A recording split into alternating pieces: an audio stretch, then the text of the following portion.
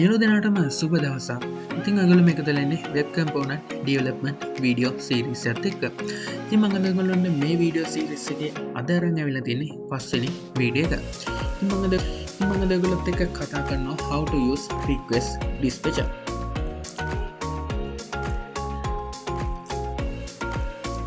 ඕකේ, ඉතින් මොකක්ද මේ request dispatcher එකක් කියන්නේ? Request dispatcher in a servlet. The request dispatcher interface provides the facility of the dispatching the request to another resources. It may be HTML servlet or JSP. This interface can also be used to include the content or another resources also. It is one of the way of servlet collaboration. Okay, ඉතින් මේකෙදි කියන්නේ සර්වලට් එක එහෙම නැත්නම් JSP එක මේවා කොහොමද රීඩිරෙක්ට් කරන්න කියලා. ඒ කියන්නේ අපි එවන රික්වෙස්ට් එක මේ සර්වලට් එකට එහෙම නැත්නම් JSP එකට ගියාට පස්සේ ඒකට දාල රෙස්පොන්ස් එක අපි කොහොමද තවත් JSP එකකින් එහෙම නැත්නම් තවත් සර්වලට් එකකින් ලබා ගන්නේ. එහෙම නැත්නම් අපි එවන රික්වෙස්ට් එක කොහොමද තවත් සර්වලට් එකකට ට්‍රාන්ස්ෆර් කරන්නේ, ෆෝවර්ඩ් කරන්නේ. ඉතින් මෙන්න මේ දේවල් ගැන තමයි මේ request dispatcher එකෙන් අපිට කතා කරන්න තියෙන්නේ.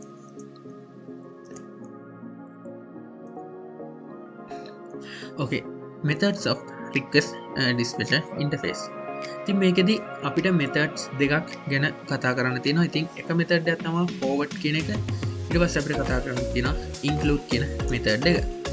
Okay, ඉතින් අපි බලමු ඉස්සලාම forward method එකෙන් කොහොමද request dispatcher එක සිදුවෙන්නේ කියලා. ඉතින් මේකෙදි ඉස්සලාම රික්වෙස්ට් එකක් යවනවා සර්වලට් 1 වලට. ඊට පස්සේ මේකේ ඒ සර්වලට් 1 වලට ආව රික්වෙස්ට් එකට දාලා රෙස්පොන්ස් එක හැදිලා තියෙනවා.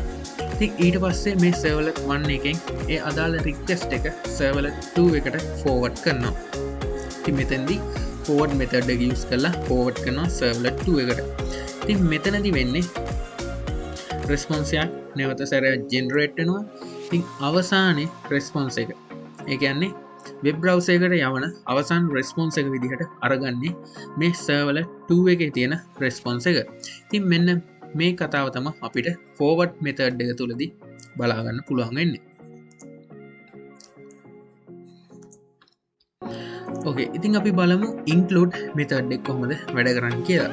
ඉතින් මේකෙදි වෙන්නේ client ගෙන් request එකක් එනවා servlet 1 වලට. ඉතින් මේකට අදාළ රෙස්පොන්ස් එක මේ සර්වලට් 1 එකට අදාළ රෙස්පොන්ස් එක මෙතෙන්දී ජෙනරේට් වෙනවා. ඕකේ, ඉතින් ඊට පස්සේ මේ සර්වලට් 1 වල තියෙන රික්වෙස්ට් එක ඉන්ක්ලූඩ් කරනවා සර්වලට් 2 වලට. ඉතින් සර්වලට් 2 වලට මේ රික්වෙස්ට් එක ඉන්ක්ලූඩ් කරාට පස්සේ ඒ සර්වලට් 2 වල රෙස්පොන්ස් එක ජෙනරේට් වෙනවා. ඉතින් ඊට පස්සේ නැවත සැරයක් සර්වලට් 2 එකෙන් සර්වලට් 1 එකට ඒ අදාළ රෙස්පොන්ස් එක ඉන්ක්ලූඩ් කරනවා. ඉතින් ඊට පස්සේ අවසාන රෙස්පොන්ස් එක විදිහට අපිට මේ සර්වලට් 1 වල තිබ්බ රෙස්පොන්ස් එකයි සර්වලට් 2 වල අලුතෙන් ජෙනරේට් වුණ රෙස්පොන්ස් එකයි අරගෙන මේ දෙකම එකතු කරලා අපිට සර්වලට් 1 වල තියෙන රෙස්පොන්ස් එක අවසාන රෙස්පොන්ස් එක විදිහට අපිට වෙබ් බ්‍රවුසර් එකට අරගන්න පුළුවන්. ඉතින් මෙන්න මේක අපිට include method එකකින් බලා ගන්න පුළුවන්.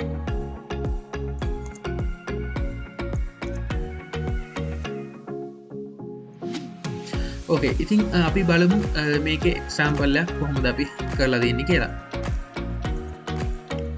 ඉතින් මෙතන index.html page එක තියෙනවා. ඊපස්සේ login.java page එක තියෙනවා. ඒ වගේම welcome servlet.java එක තියෙනවා. ඉතින් මෙතන web.xml එක තියෙනවා. ඉතින් අපිට මෙතෙන්දී include එක ඒ වගේම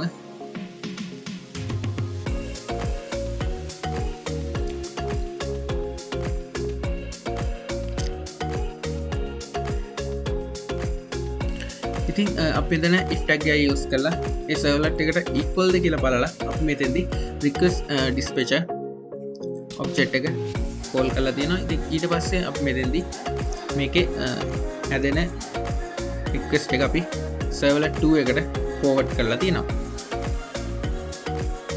ඉතින් ඊට පස්සේ අපිට මෙතෙන් බලා ගන්න පුළුවන් අපි මෙතන include එකක් ඒ විදිහටම අරගෙන රෙස්පොන්ස එක රික්කස්ට එක සහ රෙස්පොන්ස එක ඉන්කලුඩ් කරලා තියෙනවා index.html එකට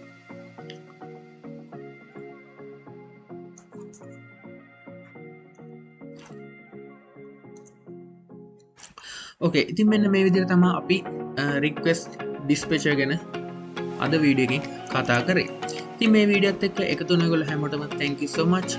අපි මේ වගේ තවත් අලුත් වීඩියෝ එකකින් නැවතත් හමු වෙමු.